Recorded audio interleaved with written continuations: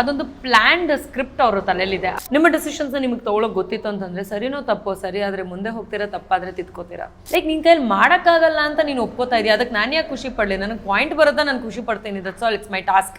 ಮೊದಲಿಂದನೂ ನನಗೆ makeup kit ಮೇಲೆ ಸೆಂಟಿಮೆಂಟ್ ಜಾಸ್ತಿ, ಅದು ಅಲ್ಲಿರೋರ್ಗು ಗೊತ್ತಿತ್ತು. ನನಗೆ ಆ್ಯಕ್ಚುಲಿ ನಾಮಿನೇಷನ್ದು ಭಯ ಯಾವತ್ತೂ ಆಗೇ ಇರಲಿಲ್ಲ ಅಂಟಿಲ್ ದ ಲಾಸ್ಟ್ ವೀಕ್. ಈ ಹೊರಗಡೆ ಜನನ ಮೆಚ್ಚಿಸೋದಕ್ಕೋಸ್ಕರ ನಾವು ಏನು ಬೇಕಾದರೂ ಮಾಡ್ತೀವಿ ಅಂತ ಚೇಂಜ್ ಆದ್ರಲ್ವಾ, ಅವರು ನೋಡಿ ಫೇಕ್ ಅನ್ಸಕ್ಕೆ ಸ್ಟಾರ್ಟ್ ಆಗೋಯ್ತು. ಎಸ್, ಇನ್ನು ನಿಮ್ಮ ಹಾಗೆ ಸ್ಟ್ರಾಂಗ್ ಕಂಟೆಸ್ಟೆಂಟ್ ಅಂತಲೇ ಕರೆಸ್ಕೊಂಡಿರೋ ಕಾರ್ತಿಕ್ ಅವ್ರ ಬಗ್ಗೆ ಆದರೆ ಸಣ್ಣ ಪುಟ್ಟ ವಿಷಯಕ್ಕೆ ನಿಮ್ಮ ಅವ್ರ ನಡುವೆ ಆರ್ಗ್ಯುಮೆಂಟ್ಸ್ ಆಯಿತು, ಸ್ವಲ್ಪ ಬೇಜಾರಿತ್ತು. ಬಟ್ ಲಾಸ್ಟ್ವರೆಗೂ ಕೂಡ ಅದೇ ಬಾಂಡಿಂಗ್ನ ಶೇರ್ ಮಾಡ್ತಾ ಇದ್ರಿ.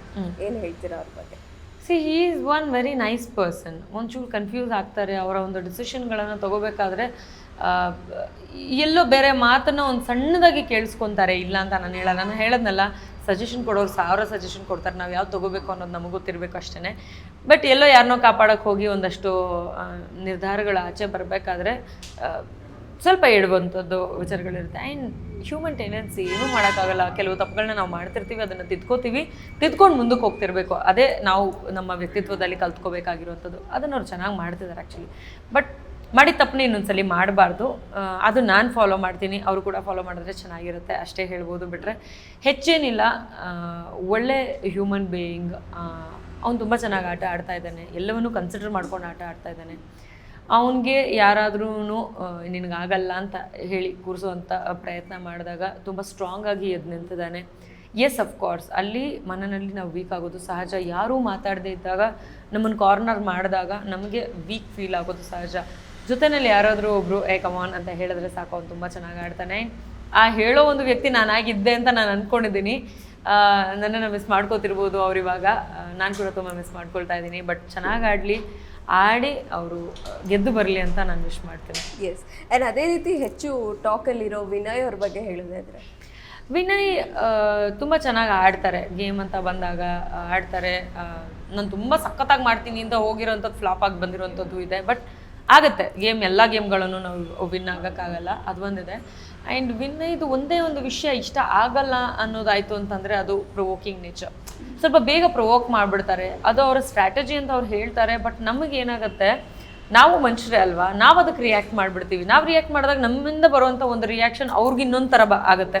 ಸೊ ಅದು ಬೆಳೀತಾ ಹೋಗುತ್ತೆ. ಅದೊಂದು ನೇಚರ್ ನನಗೆ ಇಷ್ಟ ಆಗಲ್ಲ ಅನ್ನೋದು ಬಿಟ್ಟರೆ is a very good gentleman. Yes. So ಇನ್ನು ವೈಲ್ಡ್ ಕಾರ್ಡ್ ಎಂಟ್ರಿಲಿ ಅವಿನಾಶ್ ಅವರು ಮತ್ತು ಪವಿ ಅವರು ಒಂದು ಗ್ರ್ಯಾಂಡ್ ಎಂಟ್ರಿ ತಗೊಳ್ತಾರೆ ಮನೆಯೊಳಗೆ. ಬಟ್ ಬೇಗನೆ ಹೊರಗೆ ಬಂದರೂ ಕೂಡ. So wild card entry contestants ಬಗ್ಗೆ ಹೇಳಿದ್ದಾರೆ. ಪವಿ ಅವರು ಆಟೋಕೊಂಡು ಲೆಕ್ಕಕ್ಕಿಲ್ಲ ಅನ್ನೋಂಗೆ ಆಗೋಗ್ಬಿಟ್ರು. ಯಾಕೆ ಬಂದರು ಅನ್ನೋದನ್ನ ಮರೆತು ಅವರು ಇದ್ದರು ಅಂತ ಅನ್ನಿಸ್ತು. ಸೊ ದ ರಿಸಲ್ಟ್ ಅಲ್ಲೇ ಬಂತು. ಅವಿನಾಶ್ ಅವರು ಅವ್ರ ಪಾಪ ಚೆನ್ನಾಗಿ ಆಡ್ತಿದ್ರು, ಒಳ್ಳೆ ವೈಬಲ್ಲೇ ಒಳಗಡೆ ಬಂದರು. ಅವ್ರು ಮಾತಾಡಬೇಕಾದ್ರೆ ತುಂಬ ಚೆನ್ನಾಗಿ ಅನ್ನಿಸ್ತಾ ಇತ್ತು. ಅದಾದಮೇಲೆ ಏನಾಯಿತು, ಎಲ್ಲರೂ ಅಗ್ರೆಸಿವ್ ಆಗಿ ಆಡ್ತಾರೆ ಅಂತ ಅವರು ಅದನ್ನು ಇಂಪ್ಲಿಮೆಂಟ್ ಮಾಡ್ಕೊಳಕ್ಕೆ ಹೋದರು. ನಮ್ದು ಅಲ್ಲದೆ ಇರೋ ನೇಚರ್ನ ನಾವು ಇಂಪ್ಲಿಮೆಂಟ್ ಮಾಡಿಕೊಂಡ್ರೆ ಅದೆಲ್ಲ ಒಂಚೂರು ತಪ್ಪಾಗುತ್ತೇನೋ ಅಂತ ಅನಿಸುತ್ತೆ. ಸೊ ಆ ತಪ್ಪು ಅವ್ರದ್ದು ಆಯ್ತೇನೋ ಅಂತ ನನಗನ್ಸುತ್ತೆ. ಎಸ್. ಆ್ಯಂಡ್ ಬಿಗ್ ಬಾಸ್ನ ಈ journey of best and worst ಮೂಮೆಂಟ್ಸ್ನ ಶೇರ್ ಮಾಡ್ತಾ ಇದ್ರೆ? ವರ್ಸ್ಟ್ ಅಫ್ಕೋರ್ಸ್ ನಾನು ಮನೆಯಿಂದ ಹೊರಗೆ ಬಂದಿದ್ದು. ನನಗನ್ಸಿರ್ಲಿಲ್ಲ ನಾನು ಹೊರಗೆ ಬರ್ತೀನಿ ಅಂತ. ಅದು ನನಗೆ ತುಂಬ ಬೇಜಾರು ಮಾಡಿದಂಥ ಒಂದು ಜಾಗ ಆಗ್ಬಿಡ್ತು ಅಥವಾ ಸನ್ನಿವೇಶ ಆಗೋಯ್ತು. ನನಗೆ ಅಲ್ಲಿ ಜೀರ್ಣನೆ ಮಾಡ್ಕೊಳಕ್ಕಾಗಲ್ಲ ಅನ್ನೋಂಥ ಒಂದು ವಿಚಾರ ಆಯ್ತು ಅದು. ಯಾಕಂದರೆ ನಾನು ಗೆಲ್ಲಬೇಕು ಅಂತಲೇ ಹೋಗಿರೋದು. ಗೆಲ್ಲುವಂಥ ಎಲ್ಲ ವಿಷಯಗಳನ್ನು ನಾನು ಮಾಡ್ತಾ ಇದ್ದೆ. ನನಗೆ ಗೆಲ್ಲೋದಕ್ಕೆ ಬೇಕಾದಂಥ ಕ್ವಾಲಿಟೀಸ್ ಇದೆ ಅಂತಲೇ ನಾನು ಭಾವಿಸಿದ್ದೆ.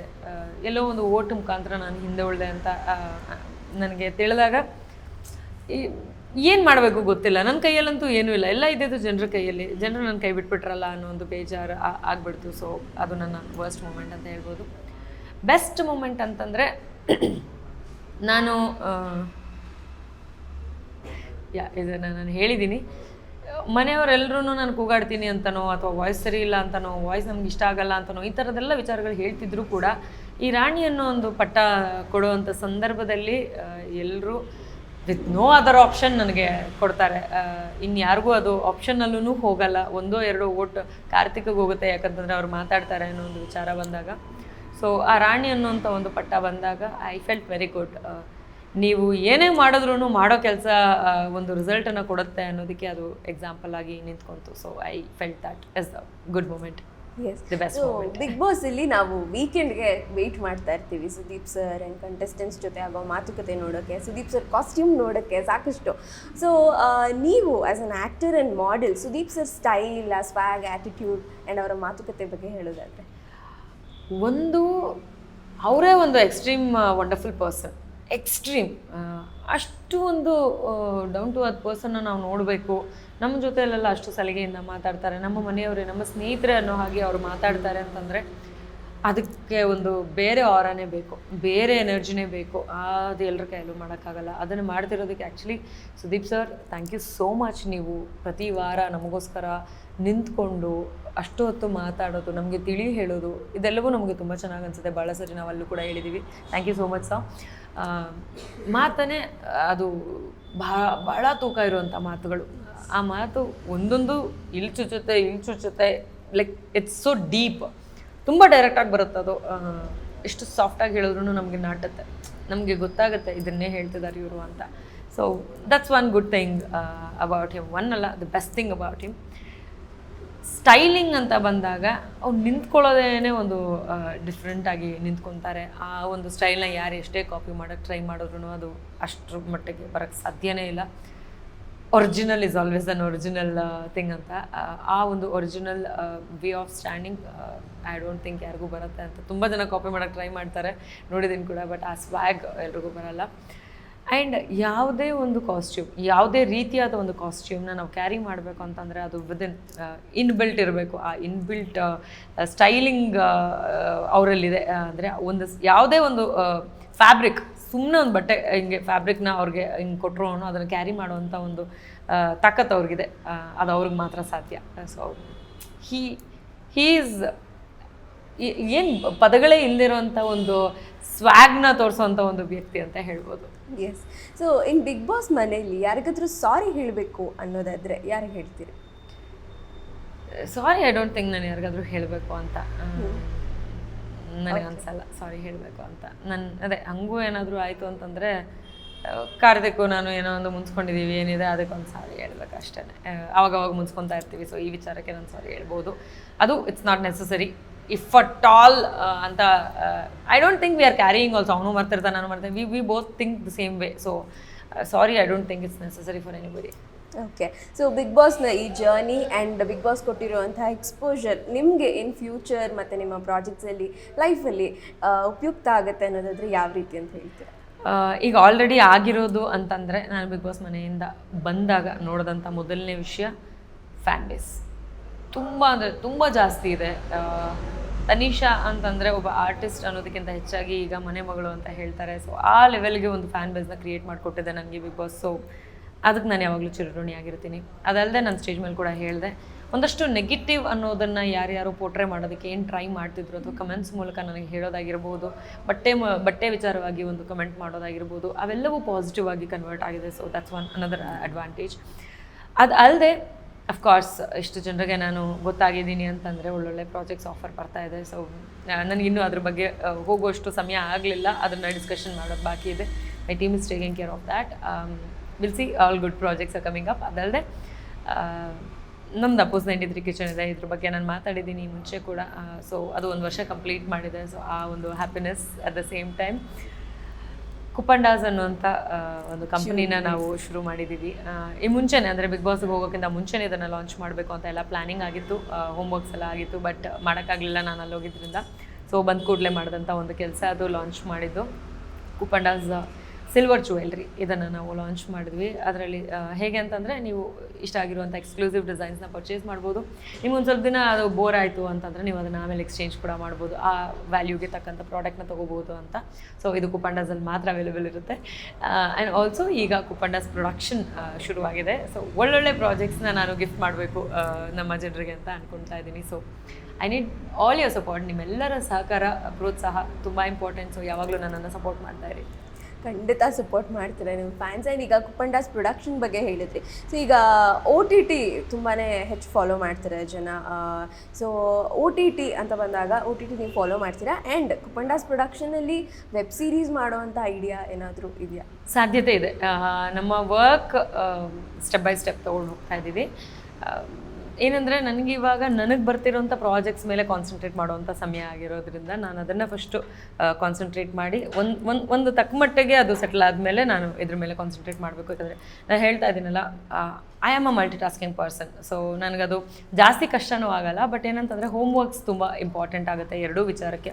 ನಾನು ಎಕ್ಸೆಪ್ಟ್ ಮಾಡುವಂಥ ಪ್ರಾಜೆಕ್ಟ್ಗಾಗಿರ್ಬೋದು ಅಥವಾ ನಾನು ಕ್ರಿಯೇಟ್ ಮಾಡುವಂಥ ಪ್ರಾಜೆಕ್ಟ್ಗಾಗಿರ್ಬೋದು. ಸೊ ಎರಡಕ್ಕೂ ಹೋಮ್ವರ್ಕ್ ತುಂಬ ಇಂಪಾರ್ಟೆಂಟ್ ಆಗುತ್ತೆ. ಸೊ ಇದರ ಸಮಯ ಅದರ ಸಮಯನ ನಾನು ಈಕ್ವಲ್ ಆಗಿ ನೋಡಿಕೊಂಡು ಮಾಡಬೇಕಾಗತ್ತೆ. ಬಟ್ ಮಾಡೋ ಸಾಧ್ಯತೆಗಳು ತುಂಬ ಇದೆ. ಎಸ್. ಸೊ ಈಗ ಒನ್ ವರ್ಡಲ್ಲಿ ನಿಮ್ಮ ಗ್ರಹಿಕೆಯಲ್ಲಿ ಬಿಗ್ ಬಾಸ್ ಕಂಟೆಸ್ಟೆಂಟ್ಸ್ ಅವರನ್ನು ಡಿಫೈನ್ ಮಾಡೋದಾದ್ರೆ ಯಾವ ರೀತಿ ಅಂತ? ಮೊದಲನೇ ಕಂಟೆಸ್ಟೆಂಟ್ ವಿನಯ್ ಅವರು. ಅದೇ ಪ್ರೊವೋಕಿಂಗ್ ಅನ್ನೋದು ಬಿಟ್ಟರೆ is a good gentleman. Karthik is my best friend. Sangeetha ನಂಗೆ ಬೇಕಾಗಿಲ್ಲ. ನಮ್ರತಾ ನಾನು ಅಂದ್ಕೊಂಡಂಗೆ ಅವರು ಫೇಕ್ ಅಲ್ಲ. Okay. Prathap very calculated. Varthur Santhosh innocent. ನಿಮ್ಮ ಫ್ರೆಂಡ್ ಕಾಮಿಡಿ ಸಂತೋಷ್ ತುಕಾಲಿ ಸಂತೋಷ್ ಭಾರಿ ತರಲೆ ನನ್ನ ಮಗ. ಓಕೆ. ಇಶಾನಿ ಸ್ವಲ್ಪ ಬ್ರೈನ್ ಜಾಸ್ತಿ ಬೇಕು ಅವ್ರಿಗೆ. Michael very practical. Okay. Pavi Poovappa. Pavi self confidence ಹೇಗೆ ಮುಖ್ಯನೋ ಸೆಲ್ಫ್ ಡಿಸಿಷನ್ಸ್ ಕೂಡ ತುಂಬ ಮುಖ್ಯ. ಅವಿನಾಶ್ ಅವರು. Hit ball. Okay. Snake Shyam ಅವರು. Human being. ಗೌರಿ ಶಕ್ಕಿ ಅವರು. Very knowledgeable person. Rakshak bullet ಅವರು. ಸೌಂಡ್ ಮಾಡಬೇಕಾದ ಜಾಗದಲ್ಲಿ ಮಾಡಬೇಕು. ಸ್ನೇಹಿತ್. ಐ ಥಿಂಕ್ ಸ್ವಲ್ಪ ಯೋಚನೆ ಮಾಡಿ ಮಾತಾಡಬೇಕು. ಭಾಗ್ಯಶ್ರೀ. ಭಾಗ್ಯಶ್ರೀ ಒಂಥರ ಮದರ್ ತೆರೇಸಾ ಇದ್ದಂಗೆ. She is like good to everything ಅನ್ನೋ ಥರ. ನೀತು ಅವರು.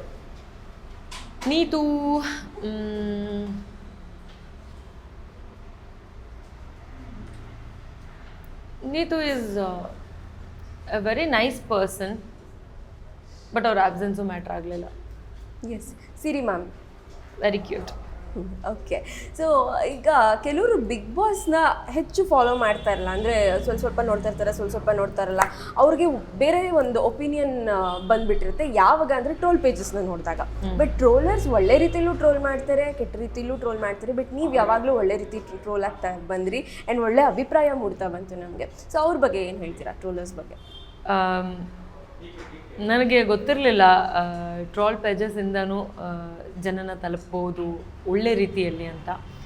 ನನಗೆ ಸಹಕರಿಸಿದಂತಹ ಪ್ರತಿಯೊಬ್ಬ ಅಡ್ಮಿನ್ ಯಾರಿದ್ದೀರಾ, ಟ್ರೋಲ್ ಪೇಜಸ್ ಆಗಿರ್ಬೋದು, ಫ್ಯಾನ್ ಪೇಜಸ್ ಆಗಿರ್ಬೋದು, ನಿಮ್ಮೆಲ್ರಿಗೂ ನನ್ನ ಹೃದಯಪೂರ್ವಕ ಧನ್ಯವಾದಗಳು. ಯಾಕೆ ಅಂತಂದರೆ ಭಾಳಷ್ಟು ವಿಷಯಗಳನ್ನ ನಾನು ನೋಡಿದೆ. ಬಟ್ ನನ್ನ ಟ್ರೋಲ್ನ ನೋಡಿ ನಾನೇ ಮೆಚ್ಕೊಂಡಂಥದ್ದು ಮೊದಲನೇ ಬಾರಿ ಇರಬೇಕು. ಸಾಧ್ಯ ಆದಷ್ಟು ಎಲ್ಲದಕ್ಕೂ ಲೈಕ್ ಮಾಡೋದಕ್ಕೆ ನಾನು ಟ್ರೈ ಮಾಡಿದ್ದೀನಿ. ಯಾಕಂದರೆ ಇವಾಗಷ್ಟೇ ಹ್ಯಾಂಡ್ ಓವರ್ ಸಿಕ್ಕಿದೆ ನನಗೆ Instagram. Thank you so much. ಒಂದು ವ್ಯಕ್ತಿನ ನೀವು ಬೆಳೆಸ್ಲೂಬಹುದು, ಇಳಿಸ್ಲೂಬಹುದು ಅನ್ನೋದಕ್ಕೆ ನೀವೇ ಎಕ್ಸಾಂಪಲ್ ಆಗಿದ್ದೀರಾ.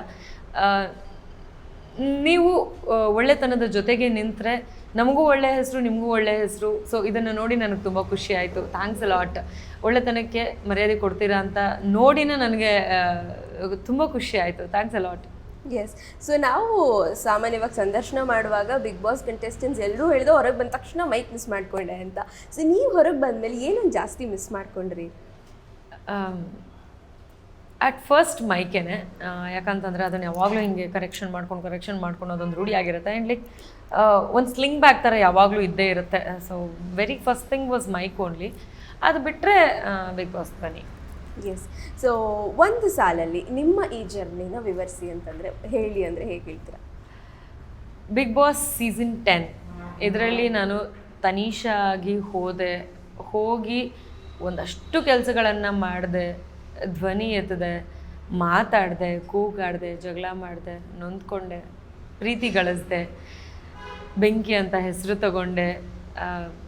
ಮುಂದೆ ನಾನು ಏನೇ ಮಾತಾಡಬೇಕು ಅಥವಾ ಏನೇ ವಿಚಾರಗಳನ್ನು ನನ್ನ ಜೀವನದಲ್ಲಿ ಅಳವಡಿಸ್ಕೋಬೇಕು ಅಂತಂದರೆ ಇಲ್ಲಿ ನಡೆದಂಥ ಯಾವುದಾದ್ರೂ ವಿಚಾರಗಳನ್ನು ಒಂದು ಸತಿ ಯೋಚನೆ ಮಾಡಿ ನಾನು ಮುಂದಿನ ನಿರ್ಧಾರಗಳನ್ನು ತಗೊಳ್ಬೇಕು. ಮುಂದಿನ ನಿರ್ಧಾರಗಳನ್ನು ತಗೊಂಡ ಮೇಲೆ ಅದರ ರಿಸಲ್ಟ್ ಏನಾಗುತ್ತೆ ಅನ್ನೋದನ್ನು ಒಂದು ಸತಿ ಗೆಸ್ ವರ್ಕ್ ಆದರೂ ಮಾಡಿ ನಾನು ಸ್ಟೆಪ್ ತೊಗೊಳ್ಬೇಕು ಅನ್ನೋದನ್ನು ನನಗೆ ಬಿಗ್ ಬಾಸ್ ಕಲಿಸಿದೆ. ಸೊ ತನಿಷಾ ಆಗಿ ಹೋಗಿ ಬೆಂಕಿಯಾಗಿ ಹೊರಗೆ ಬಂದು ಜನರ ಪ್ರೀತಿನ ಗಳಿಸಿ ಬಿಗ್ ಬಾಸ್ ಮನೆಯ ಲೇಡಿ ಬಾಸ್ ಅಂತ ಅನ್ನಿಸ್ಕೊಂಡು ಮನೆ ಮಗಳಾಗಿರೋದಕ್ಕೆ ನನಗೆ ತುಂಬ ಖುಷಿ ಇದೆ. ಇದನ್ನು ನಾನು ಯಾವತ್ತೂ ಮರೆಯಲ್ಲ. ಈ ಅವಕಾಶ ಮಾಡಿಕೊಟ್ಟಂತಹ ಕಲರ್ಸ್ ಕನ್ನಡ ವಾಹಿನಿ, ಬಿಗ್ ಬಾಸ್ ತಂಡಕ್ಕೆ ನನ್ನ ಹೃದಯಪೂರ್ವಕ ಧನ್ಯವಾದಗಳು.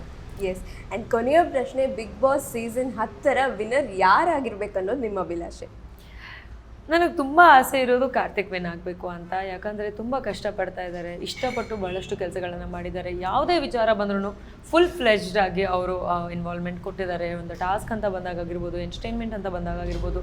ಆ್ಯಂಡ್ ಅವರ ವ್ಯಕ್ತಿ, ಅವರನ್ನು ವ್ಯಕ್ತಿಯಾಗಿ ನೋಡಿದಾಗ ತುಂಬ ಇಷ್ಟ ಆಗ್ತಾರೆ.